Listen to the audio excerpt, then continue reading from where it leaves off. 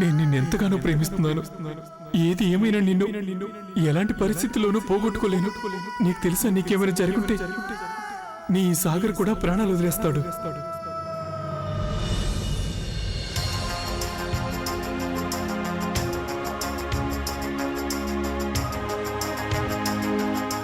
గంగా, నువ్వు ఇక్కడికి ఎందుకు వచ్చావు?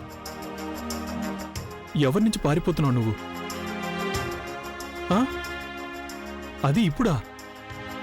ఇవాల్టి దాకా నేను నిజం నుంచి పారిపోతూ వచ్చాను. నీ పట్ల నా మనసులో గల ఆ ఫీలింగ్స్, ఆ తపన నాకు తెలియనే తెలీదు. ఇవాళ నిన్ను పోగొట్టుకుంటానేమోనన్న ఆలోచన నిజానికి ఒప్పుకునే ధైర్యాన్నిచ్చింది. ఈరోజు నా మనసు నాకు చెప్పింది, ఇంతవరకు నేను ఏ ప్రేమను వెతుక్కుంటూ తిరిగానో అది కేవలం గంగ ప్రేమేనని తెలుసుకున్నాను. అయినా ఇవాళ నువ్వు నిజం నుంచి పారిపోతావా?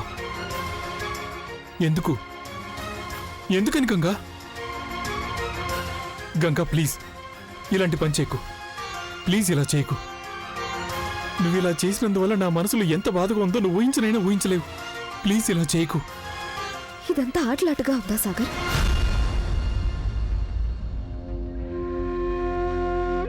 ఒకసారేమో నువ్వు నా ఫ్రెండ్వి అంటావు, ఇంకోసారేమో నన్ను ప్రేమిస్తున్నానంటావు. ప్రతిసారి నీ గురించే మాట్లాడతావు కదా. ఇప్పుడు కూడా నీకు నీ ఫీలింగ్స్, నీ తప్పులు మాత్రమే తెలుస్తున్నాయి. నా మనోభావాల గురించి కనీసం ఆలోచించనే లేవు. గంగ చూడు, ప్లీజ్ ప్లీజ్ నేను చెప్పేది విను, ఓకే? ఐ నో నేను నిన్ను చాలా గాయపరిచానని తెలుసు, చాలా కష్టపెట్టానని తెలుసు. I know that. కానీ ఇకపై అలాంటిదేం జరగదు, సరేనా? ఇప్పుడు అవన్నీ సర్దుకుపోతే గంగా. లేదు సాగర్, అది జరిగే పని కాదు. ఏది మారదు. చాలా లేట్ అయిపోయింది.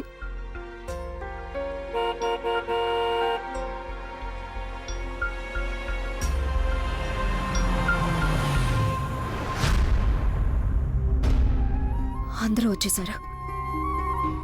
నేను వెళ్ళాలి.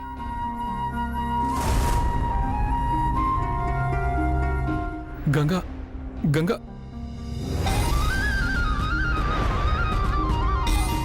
నేను చెప్పేది కాస్త జాగ్రత్తగా విని సాగర్. నా కోసం, అలాగే నీ కోసం, ఈ ఇంట్లో సుఖశాంతుల కోసం ఇవాళ నువ్వన్న మాట ఇంకెప్పుడు మళ్ళీ అనుకో. నాకు దూరంగా ఉండడమే నీకు మంచిది సాగర్.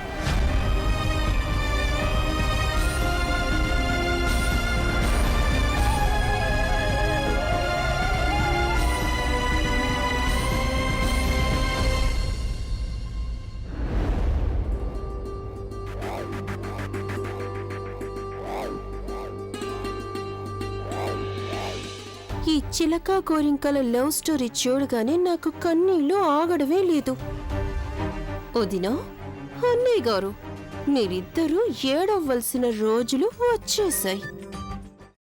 అమ్మా, అలాంటి వాళ్ళది నిజమైన ప్రేమ కాదు, అది వ్యామోహం. ఎగ్జాక్ట్లీ చిన్నత్త, నిజంగా ప్రేమించుకున్న వాళ్ళు అలా చేయరు. ఎంత మనసు విరిగిపోతే కన్న కూతుర్ని పట్టుకొని మా దృష్టిలో చచ్చిపోయా ఉంటుందా తల్లి? అది సరే అమ్మా, తన కూతురుతో తన మాట అనేటప్పుడు ఆమె మాటల్లో వ్యథ, కళ్ళల్లో బాధ గమనించావమ్మా? పెద్దబాబుకు బర్త్డే విషెస్ చెప్పు కూడా వెళ్ళాం కదా. ఊరికే ఎలా కాలిపోతుంది? మంట పెడితేనో పడితేనో తగలబడుతుంది.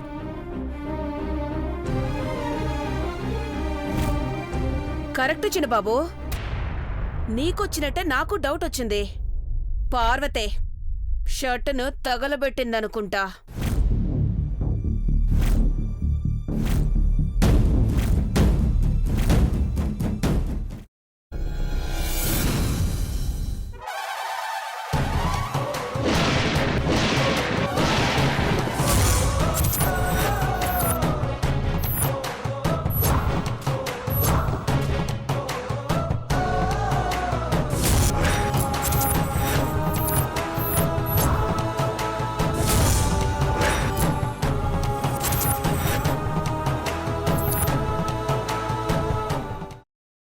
తర్వాత పొట్టు తీసేసి చాప్ చేసి పక్కన పెట్టుకోవాలి.